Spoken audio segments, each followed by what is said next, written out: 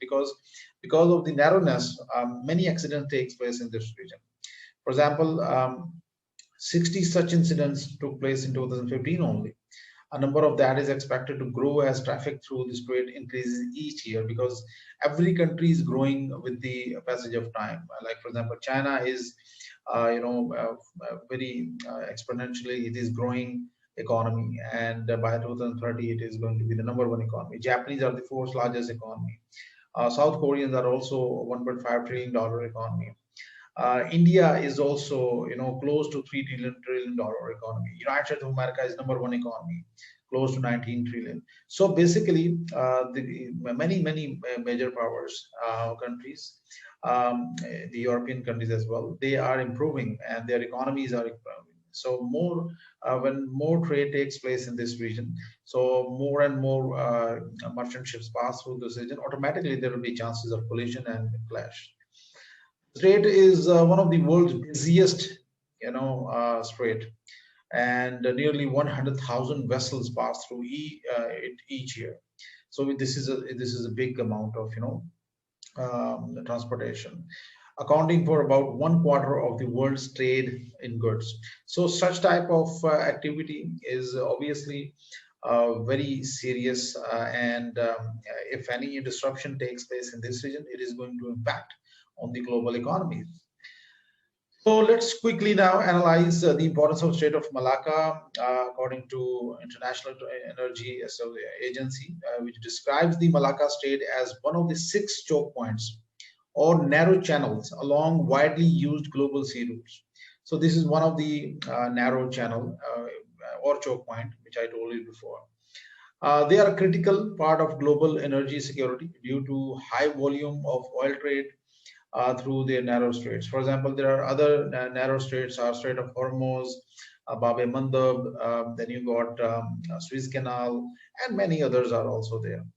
The Strait of Hormuz leading out of the Gulf and the Strait of Malacca linking the Indian and Pacific Oceans are 2 of the world's most strategic choke points, because if these choke points are blocked or somehow disrupted, the major economies like China, second largest economy, Japanese, fourth largest economy, India, America, Europeans, they are all dependent on these choke points. Strait of Hormuz, which accounts for 17 million barrels of oil per day, and of course this oil passed through Strait of Malacca. So automatically, if these 2 choke points are disrupted, automatically these major powers around the globe are going to suffer. So that is something which is very dangerous trend, and which we need to understand. So Malacca dilemma is used for China, and the Chinese analysts, they many times over they use this term Malacca dilemma for China. Like for example, the Chinese are heavily dependent on this particular Middle Eastern oil or Western African, you can say, a raw material which comes from the African region, and where the Chinese have invested billions of dollars in mining and infrastructure projects. So about 25% of the oil shipped between the Middle East and Africa passes through the strait, a figure that has steadily increased as China and other regional powers grow in population and wealth. So automatically, any blockade of the strait would result not only in China being cut off from its energy supplies in Middle East, but also from the raw material from Africa. So these are the 2-pronged challenges which the Chinese are facing right now. And of course, China would never want this region to be disrupted. If you analyze the Chinese energy mix, so you'll see that most of the energy supplies comes from Middle East, about 44%, and about 18% from African region. So automatically, this is very important for the Chinese, and Chinese are taking very serious steps to control this region. And this is the reason that you have seen that Chinese are investing a lot of money in their naval modernization, in their overall military modernization. So this is the importance of Strait of Hormuz and Strait of Malacca. As you can see, it's a huge distance which they cover from Middle East to China, and this is about 10,000 kilometers. Now, this is the same dilemma which the Chinese were facing, and now the Chinese are to overcome this dilemma. Now the Chinese are now coming up with CPEC type of initiatives, And to cut short this huge distance, which is close to 10,000 kilometers, the Chinese are coming up with CPAC route, which is going to connect China from this route to Pakistan and to Gwadar, and from Gwadar they can easily import oil and gas from Middle Eastern powers. So in this way, this particular route would be not more than I think 2,200 or 2,500 kilometers, which means that the Chinese are going to save about 8 to 9,000 kilometers of distance, and which means they are going to save a lot of money because of CPAC. So CPAC is not just for China; it is also for Pakistan as well, and both countries are going to get benefit from this particular project, especially the Chinese. So the global impact would be definitely there. Rerouting of these oil supplies and other supplies would tie up global shipping capacity and to shipping cost, and potentially affect energy prices, because the cost would also increase if you reroute these supplies from the Indonesian archipelago. So automatically the supplies and the cost would go up, and when the cost go up, automatically it would have serious complications.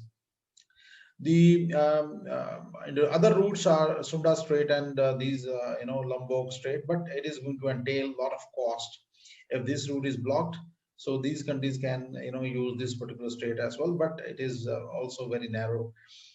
The Energy Information Administration said blockade of the strait would force nearly 50% of the world's shipping fleet to reroute around the Indonesian archipelago. 50% of the world shipping fleet, which means the world economies are going to suffer if Strait of Malacca is blocked. Now, to protect sea lanes of communication, the United States of America has also deployed their huge naval force in this region, which is called the Seventh Fleet of the U.S. And it is deployed in East Asian, especially in Japan.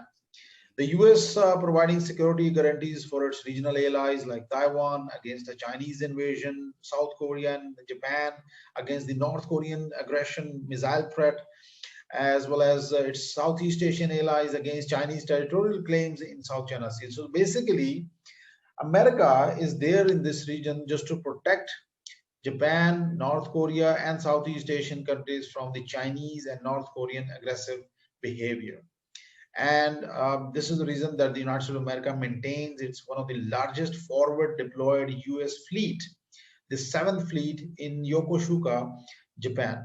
So US naval fleet, Seventh Fleet in this region is basically the one of the you can say most advanced military capabilities which the United States of America has deployed in this region.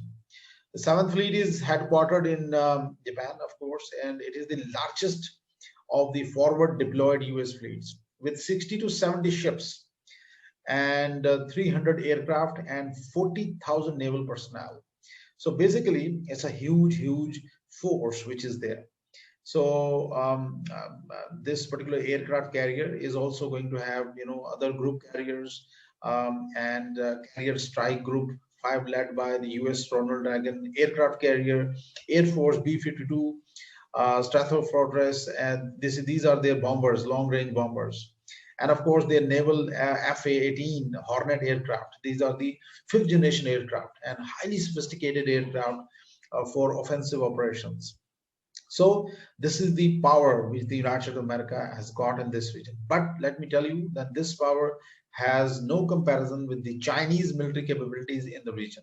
So these capabilities are limited against the Chinese capabilities. Chinese have also invested a lot of money, and they have developed such capabilities which can take out these capabilities, the US capabilities, in one go. For example, DF-21 is the Chinese latest missile which the Chinese have developed, and which has a range of about 1,500 kilometers.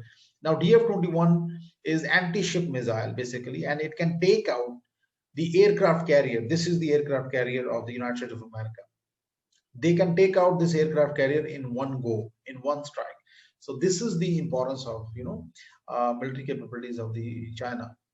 So, despite having such a force in this region, it has no comparison with the Chinese military might in the region, because China is a regional power and US is extra regional power.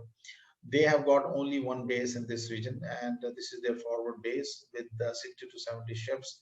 But China is there with with the huge capabilities with more than 200 ships. This is the backbone of US 7th Fleet, which is called aircraft carrier, and this is called the Ronald Reagan aircraft carrier. And this particular carrier, it carries about 66 aircraft, and these aircrafts are basically Super Hornet, as I told you before, F-18, and then you got Growler, then you got Hawkeye. This is particular for the maritime surveillance aircraft, and you got Seahawk is also used for the maritime surveillance and anti-submarine warfare operations. So this particular capability is there in Japan, and it is there to counter the Chinese and of course the North Korean aggressiveness in the region. What is the Chinese strategies to counter this? The Chinese, they are coming up with anti-access or area denial capability. Now, what is area denial capability? Area denial capability means that the Chinese are coming up with all sorts of offensive weapons, conventional and nuclear weapons, modern aircraft, modern aircraft carriers, modern submarines, missiles, for example, ballistic missiles, anti-ship missiles. So the Chinese are coming up with all sorts of capabilities, and they have deployed all these capabilities in their many forward bases. So the Chinese capabilities, it can seriously damage the U.S. Warships in this region. As you can see, DF-221D anti-ship ballistic missile, which has a range of about 1,500 kilometers, and it can cover